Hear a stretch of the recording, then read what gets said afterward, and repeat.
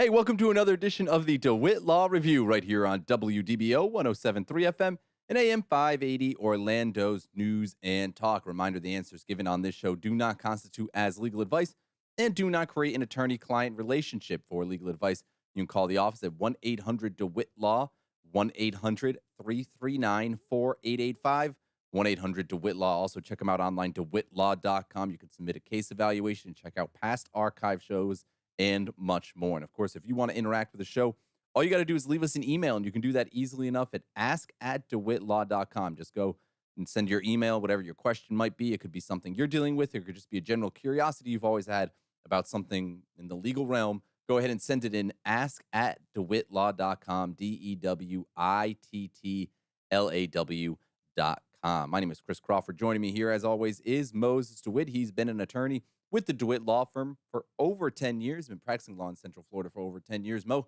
how are you? Doing well. How are you doing, Chris? I'm doing well. How was your Thanksgiving? It was good. It was good. Pretty uneventful, which I think makes for a good That's a Thanksgiving. good Thanksgiving. Yeah. How about you? Also uneventful and good. Good. I did the host thing, and I thought it went pretty well. Well, I mean, hosting isn't uneventful in itself. That's a lot of work right there. That's what people say. I don't think it was, to be No? honest with you. No. So Maybe beginner's luck. I don't kind know. of just set everything up and got the place clean.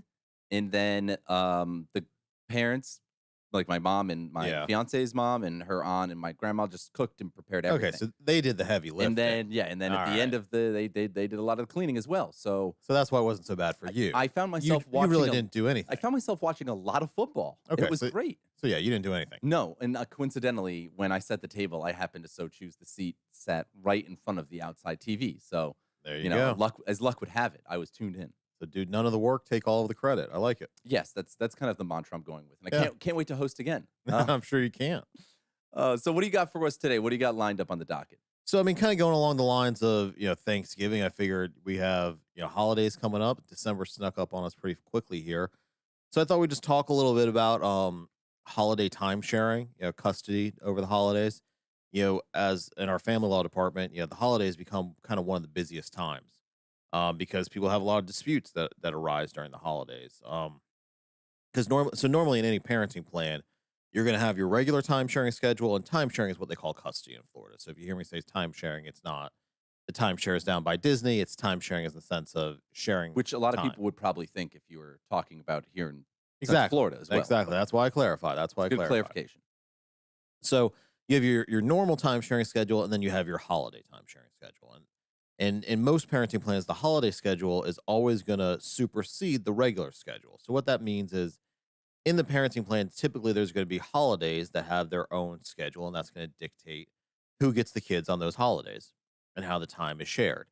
Now, as you can imagine, there's a lot of disputes that arise over that, especially if the parenting plan either isn't overly clear, maybe it's silent altogether, or maybe they just haven't really looked at it in a while and people have kind of just been doing whatever they want. So, when it comes to the holidays, in most parenting plans, Christmas and New Year's are going to be listed in most, not all, because Right. people can do whatever they want in a holiday plan. So, I always recommend ahead of time, if you think there's going to be a dispute, take a look at the parenting plan, reach out to the other parent, let them know what your intentions are. And again, your intentions have to be in line with what the parenting plan is, because if you guys can't agree, the parenting plan is going to control. So if your parenting plan says, that you get the kids Christmas Eve, they're to be returned to the other parent, at 8 p.m., and then they get Christmas Day, that's what you have to follow unless you agree otherwise. And if you're going to agree otherwise, I always recommend put it in writing, whether it's a text message, an email, something where you have documentary proof, so that if something happens, it's not, your word against the other parent's word.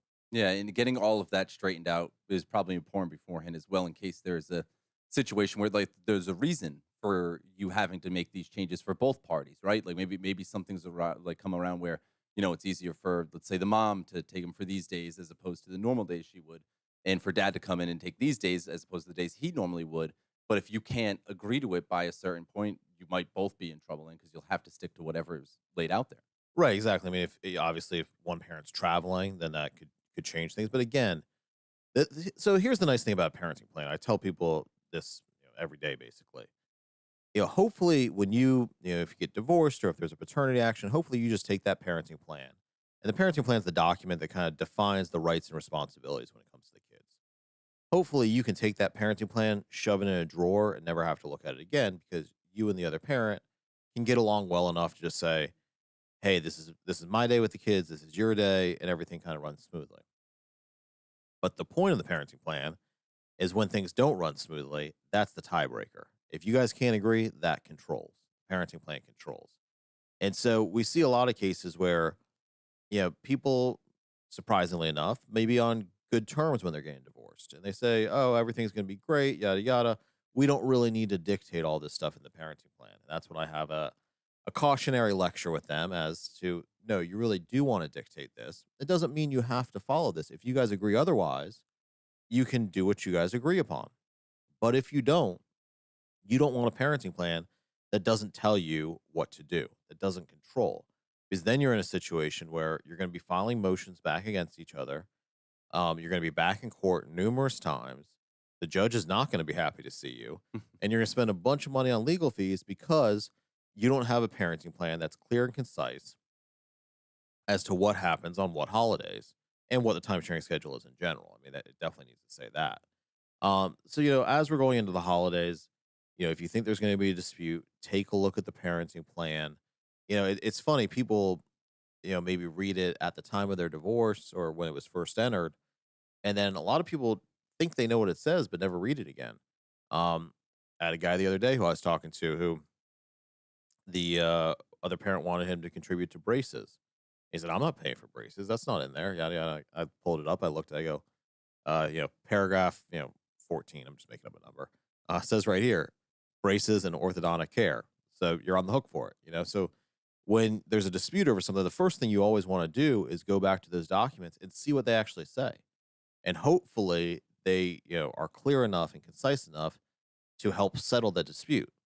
If they don't, though, then that's where you want to try to work something out ahead of time. Because at this point, you're probably not going to be able to get into court on most issues to get a determination. So it's really going to be up to you and the other parent to try to figure that out on your own without the court's intervention. And I would also say that this is another one of those moments where you got to step back and think about what's best for the kids around the holidays, right? Because you just don't want the holidays to turn into a negative memory for your kids because there was a Exactly. constant battle over who and when and all that stuff. So, being able to sit down and amicably work all this stuff out beforehand saves you the headache and also helps the kids out in the long haul as well. Absolutely. And that's why I'm saying reach out now because the last thing you want to do is Christmas Eve or Christmas Day or whatever it may be, get into a huge argument with the other parent and the kids are kind of left in the middle of it. So the more you can try to avoid that, it's always going to be best. You really don't want that situation. You don't want to ruin the holidays over a parenting dispute over, where you're going to pick up and drop off the kids or what time you're going to do it or who has what days as much as possible. And I know in some cases it's not always possible, but as much as possible, you want to try to avoid those disputes if you can. Get ahead of it, start working on it now, reach out to them and try to get at least some sort of plan in place. Do you often see instances where parents maybe don't include a parenting plan or don't include a holiday plan in their parenting plan? Maybe just by, they're just trying to get the process done quick. It's just something an afterthought and then try to deal with it later. Like, how do you normally see those unfold? So a lot of times when people do it on their own, or maybe they use like a paralegal service or something like that, we'll see ones that either the holiday plan isn't included. I don't mean to bash those services; it's just kind of what I see over time. We'll see where the holiday plan isn't included at all, or isn't really well thought out. So that's where putting some thought into it ahead of time can save you a lot of headache down the road. Because yeah, a lot of people they say, okay, we don't really have much to argue about. This is how we're going to do the kids, but they don't think about, okay, down the road, maybe the spouse gets a new boyfriend or girlfriend who then becomes a fiance or a husband or wife, whatever it may be, and the old ex spouse hates that person, or vice versa. Now they're all constantly arguing. So things change, things happen, people move. There's all sorts of factors that occur, and that's the point of the parenting plan is to try to anticipate as many of those as possible and help prevent disputes from arising in the future. And so that's why it's worth the time, effort, and money to build a good parenting plan that anticipates a lot of those issues so that you don't have the issues down the road. And that's, where it just kind of comes with experience and why, I don't really recommend using just a generic form because when you're just checking boxes and not really thinking through those issues, that's when you get a parenting plan that doesn't make any sense to you. And so, the nice thing about a parenting plan is you can really tailor it as much as you want to your life. I mean, it can really be as custom as you want it to be. So when you're just using a form and checking boxes that don't really apply to you, it really almost renders it kind of worthless in some respect. Right. I wouldn't necessarily I think that, and I don't know, maybe you might be able to attest to this better, but maybe some people take that approach to the parenting plan as just like, okay, this is part of finalizing the divorce, right? This is just part of the process. I just want to get it done with, as opposed to looking at it as like an actual opportunity to plan and strategize, not for, the other person, but for yourself, to look at your schedule and say, wait, okay, let's figure something out that would be advantageous for you, advantageous for me, and work best for the kids. Because, you could, just map out a parenting plan and after what, a month or two, realize like, wait, this isn't working for either of us. This We could have had this sorted out much better. And now it's just, and then it becomes an argumentative thing because it wasn't sorted out earlier. Yeah, and I think you hit the nail on the head. A lot of people just want to get it over with. If you're going through a divorce, they just want to be done with it. I get a lot of times people say, just give him or her, just give them what they want. They go, well, that's nice, but first of all, I'm not going to let you get a farm, and you have to live with this for the rest of your life, or not, for the foreseeable future. Certain things are modifiable, but the client is the one who has to live with this, not me. I go on to the next case. So when I'm talking to them, I have to be sure that they are absolutely comfortable with this and they understand it. So, I understand, divorce is never pleasant. It's not a fun process. It is stressful. It is a headache. Paternity actions too. I'm kind of lumping Right. the two Putting it all, together. yeah. I kind of describe it as you're traveling through a tunnel and you just want to get to the other side as fast as possible. But we got to make sure you get there safely as well. And so that's where, when you're saying, I just want to get over with, give me the paperwork and I'll sign it, that backfires a lot. I actually had a guy call me one time who he he had that same attitude. He signed a bunch of stuff and he literally gave away the farm. I mean, he gave his wife everything to where he no longer had a home. He was homeless. He was paying her a bunch of money. And he goes, "What can I do about this?" I go, "Nothing. I mean, you signed it, you notarized it, the forms were well drafted. You know, there's not a whole lot you can do here, and that's why you don't sign things blindly. Um, so yeah, as much as you may want to get it over with, it it may backfire on you in the long run. Yeah, and there's a perfect example of that situation going where somebody just wanted to get it done with, and it ended up, as you put it, costing them the farm, almost Yep. literally. You're listening to the DeWitt Law Review on WDBO 107.3 FM and AM 580, Orlando's news and talk. If you got a question about any of that or just a curiosity, a follow up, you can go ahead and shoot us an email, ask@dewittlaw.com. That is ask@DEWITT law.com. We got plenty more of the DeWitt Law Review coming up right after this on WDBO 107.3 FM and AM 580.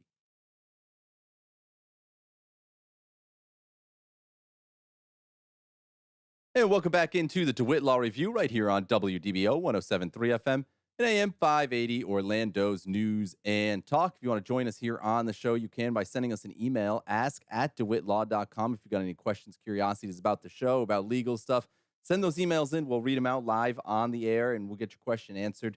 And we'll do a few of those coming up here in the next segment. So you can go ahead and send yours in, ask@dewittlaw.com, ask@dewittlaw.com. But Mo, some interesting news from downtown Orlando this week, and I don't know if that was actually picked up by these microphones or not, but we're broadcasting from your studio in your office right now, and it's right next to the train tracks. And we heard the horn and the train go by, mainly the horn. But what is this new city ordinance that we have in place here? We're actually broadcasting on the train tracks. We're My on the train office, tracks, yes. it's a little shanty next to the railroad here. Yeah, so I just found out that downtown Orlando, I think it starts around Lake Ivanhoe area all the way through downtown, was declared a quiet zone because there's a lot more residential, apartments, condos, things like that down here now. So I believe at the end of January of next year, the train's no longer allowed to use their horn, I believe 24 hours a day, coming through this area. So you'll no longer hear that horn in the background if you did hear it. Starting January of 2022, and I believe in conjunction with that, they're required to make safety improvements to basically all the crossings of the train, at the roadways Lights and or things, road whatever. lights and all that kind of fun stuff. So should be kind of interesting. What else does that impact? We have a lively downtown scene here in Orlando. Is that going to impact, how loud some of the venues can be or something like that? Well, I think this is solely targeted towards the train, Oh, essentially. okay. I'm sure because the Sunrail comes through so many times a day. It starts pretty early in the morning, so I'm sure if you lived over here at 55 West, for instance, that's right next to the train track, you may not be thrilled with the train rolling through at 5 a.m. and blowing its horn. So I think that's what it's targeted at ultimately.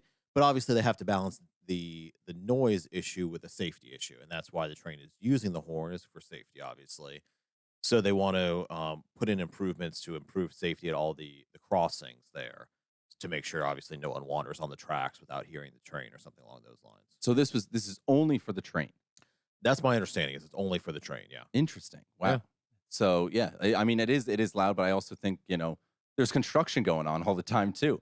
Well, yeah, we used to have the I-4 construction where all day long we would just hear this banging over and over and over again as they They go did the piles and right. They the go all night next to people living in the oh apartments yeah and stuff there. So yeah I mean, I get it. It makes sense, and it'll probably help a little bit. But it's almost like taking a 15-minute shortcut on a 6-hour journey. It's yeah. just I the don't know long why it haul. got passed or how it got passed or why now, but that's the news I hear. Well, So all right. As of January 2022, I think it's end of end January, of so we got a January couple months. 2022, we'll get a whole month of the horn in January, and then it'll cease to be playing, at least here, when that range that Mo had mentioned earlier. Interesting stuff there. I'd be curious to see if that ends up expanding after they do the train. Like if this is like the first step, and then maybe they do try to do something with the Yeah. construction once more of the I-4 project is complete. Yeah, I mean, I was surprised that it was 24 hours a day. I would Yeah. think maybe it'd be, 10 p.m. to 6 Yeah, a.m. like or something quiet like that. hours. Yeah, exactly. Quiet hours. But, for us recording when it comes right by here, that's all obviously a good thing. We don't have to worry about the train horn in the background anymore. But yeah, I was kind of surprised that it's 24 hours a day, apparently. Interesting. Well, good stuff there, Mo. We got some emails to get to coming up in the next segment. If you want to send an email, don't forget to send it in ask@DeWittLaw.com. That is ask@DeWittLaw.com. You are listening to the DeWitt Law Review right here on WDBO 1073 FM and AM 580.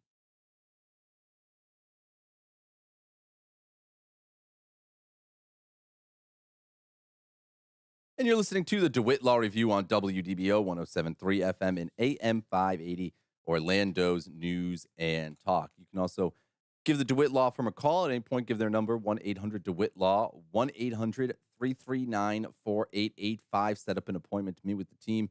Again, that number, 1-800-DeWitt Law, 1-800-339-4885. Mo, as always, we try to hit some emails up in this segment, which you can send into ask@DeWittLaw.com. Let's go ahead and get to some of those right now without further ado. Our first one is, I've been with the same woman for over 10 years.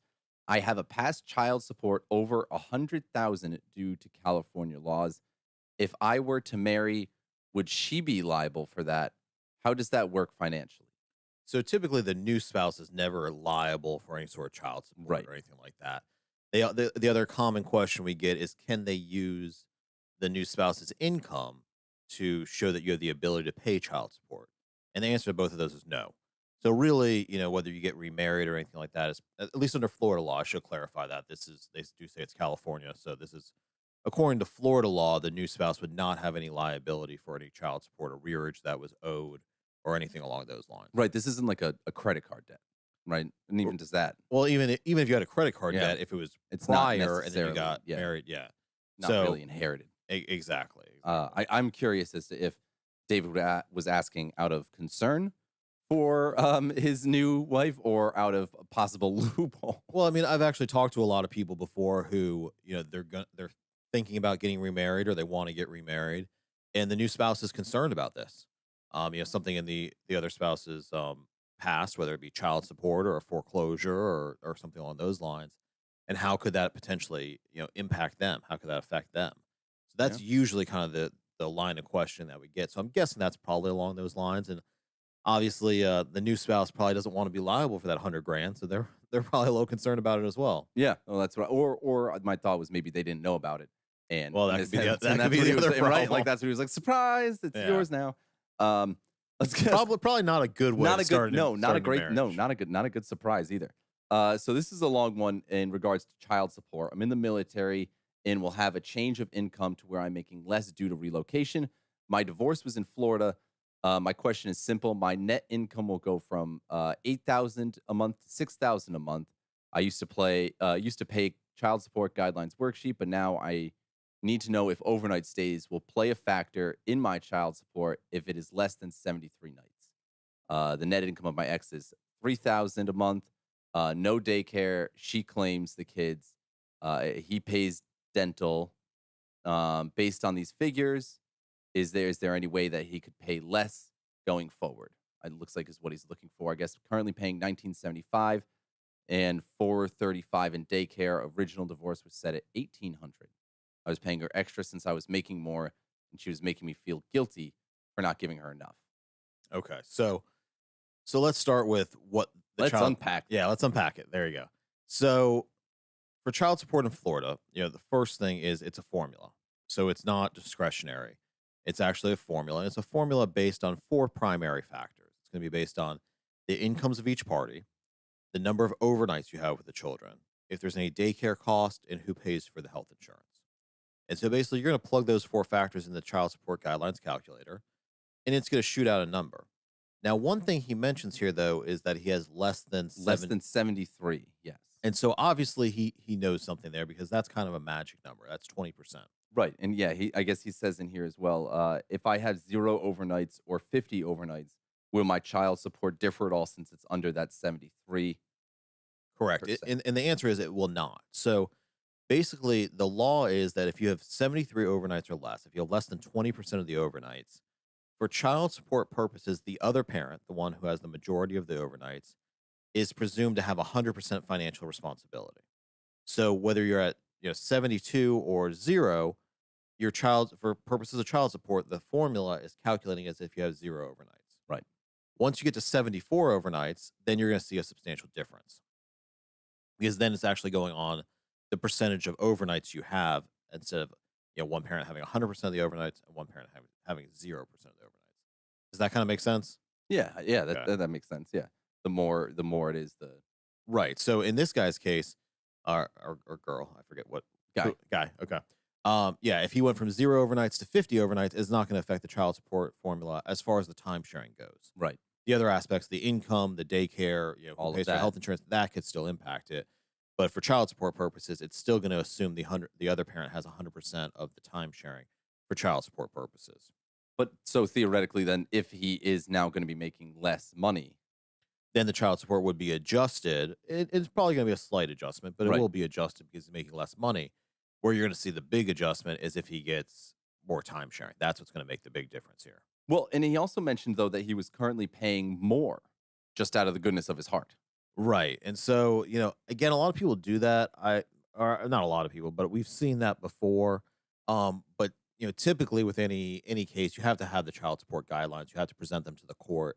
The court does have the ability to do an upward deviation a little bit or a downward deviation if there's good cause to do so.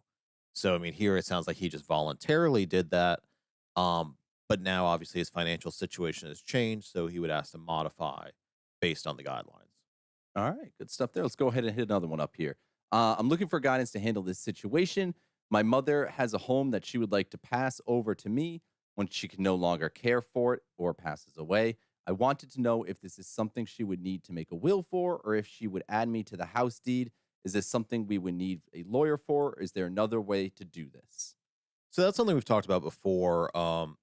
You should probably do a comprehensive estate planning package, meet with an estate planning attorney, and discuss your full situation to make sure you're doing the proper thing. Regardless. Yeah, exactly. But you can do what's commonly referred to as a Ladybird Deed, which basically allows the property to be transferred upon your death. So that is kind of the common way to do that is what they call a Ladybird Deed. There's also a technical name I don't remember off the top of my head right now.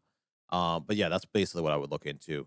Look at a Ladybird Deed. But again, those kinds of things can be a little dangerous if you don't consult an attorney to get a comprehensive evaluation to make sure what you're doing in one area doesn't have a tax impact or mess something else up in another area.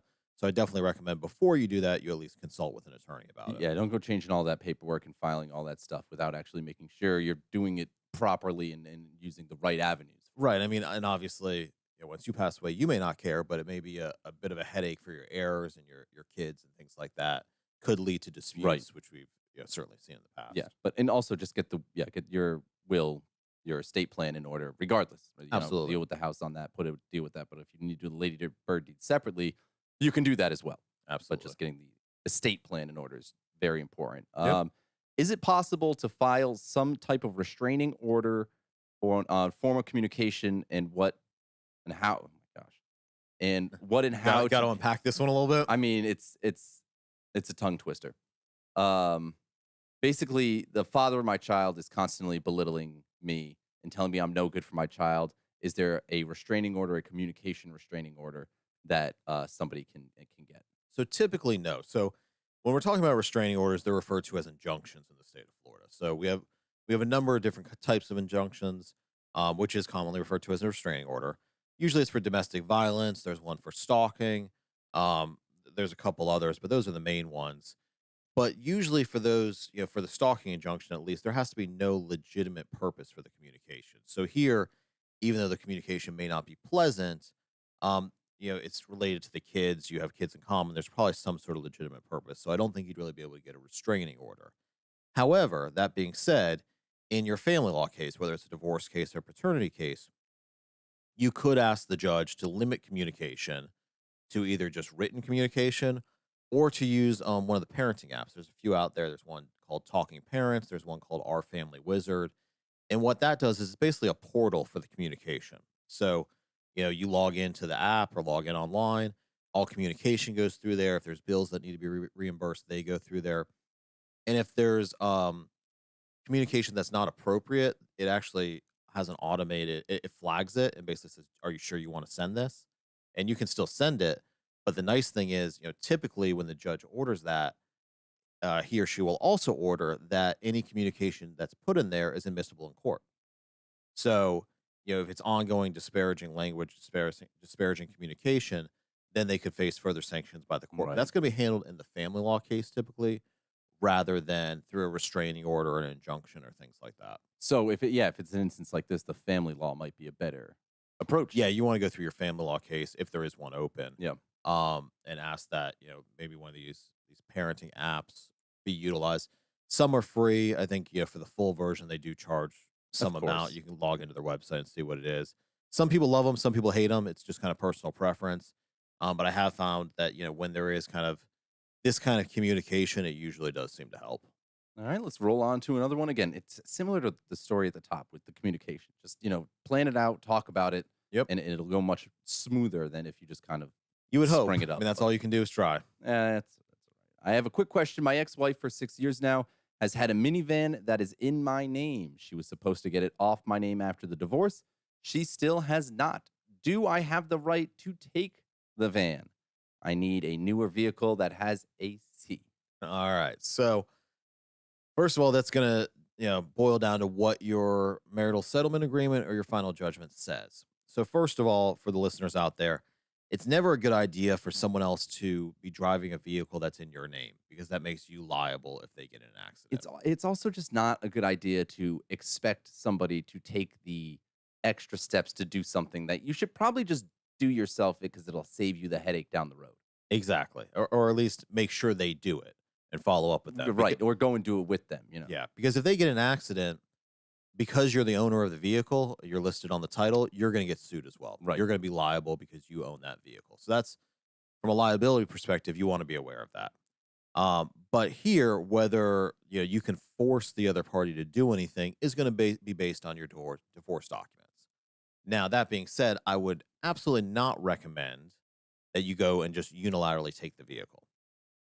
If there is something in the divorce documents that says, the other person was supposed to take your name off of the vehicle within a certain period of time, or something along those lines, then you could file a motion to enforce the marital settlement agreement or a motion to enforce the final judgment in order to ask the court to make sure that happens and to take appropriate action to make sure that happens. Um, but I would not just show up with the No. keys and take the vehicle. That's probably not going to end well for anybody.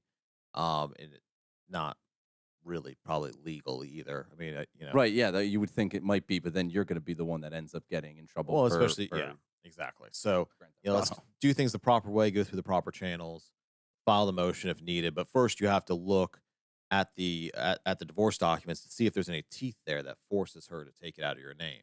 If it just says she was supposed to, but there's no time frame, the judge may or may not be able to enforce it, depending how that's written. That's why I always say it's so important how these documents are written, to make sure that there's some sort of enforceable language there going forward. I don't know if this last email was supposed to be sent to you or the Kenmore helpline. I ordered a new set of matching appliances. The fridge no longer works. Can I force them to give me all new appliances? I don't know why you would be able to force them to give. All new? Yeah, Well, I don't I know. think if I'm kind of reading into it here, I'm guessing because they no longer match, because they wanted the Like they matching want the matching. set, No, yeah. Well, you just can not get the way it works. Yeah, no. You you can know. probably get the one, right? The fridge. The fridge is Yeah, if it's broken. under If it's under warranty, warranty. you could get it repaired or replaced possibly. But yeah, they have no obligation to make sure everything matches going forward. That's Mm, just kind of the risk. I think you're looking for again the Kenmore or the Maytag or whatever the company is that you got it from. Yeah, we do that we do that show on Saturdays. That's the Yeah, Saturday that's show. the Saturday Okay. show. Okay. Yeah, Well, must have just yeah. got the emails crossed Right. over. Sorry. Excuse me. Oh, choo choo. Here we go. You're listening to the DeWitt Law Review on WDBO 107.3 FM and AM 580, Orlando's News and Talk. We're going to hit you with the 3 big things you need to know. And then we got your Mo Pro Tip of the Week coming up right here on the DeWitt Law Review on WDBO 107.3 FM and AM 580.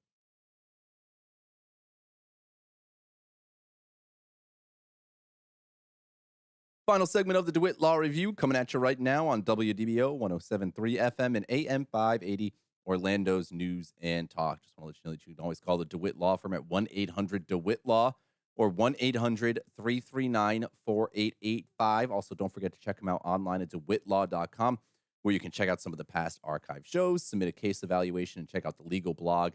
And of course, you can always participate in the show each and every week by sending us emails, ask@dewittlaw.com. That is ask at DEWITTLAW.com. Mo, let's go ahead and take no more time and hit him with the Mo Pro Tip of the Week. Absolutely. So this week's tip is going to be a little self-serving. It's not what the contract we signed agreed. Yeah, I modified the contract. Is that legal? Yeah, of course it is if I do it. So this week's pro tip of the week is to follow us on Facebook and Instagram. DeWitt Law Firm on Facebook, DeWitt Law Firm, or just call Mo on Instagram. And the reason for that is we're doing a lot of good stuff on there. And today actually at 1 o'clock, 1 to 3, we're having our big end of the year fun spot party. And unfortunately, it's already sold out. Sold out in 46 minutes. That's how fun it is. It's a Oh, lot that's of awesome. fun. Yeah, sold out in 46 minutes. So we're bringing everybody out there, having a free day on us at Fun Spot. Bring the friends and family, and just enjoy it out there.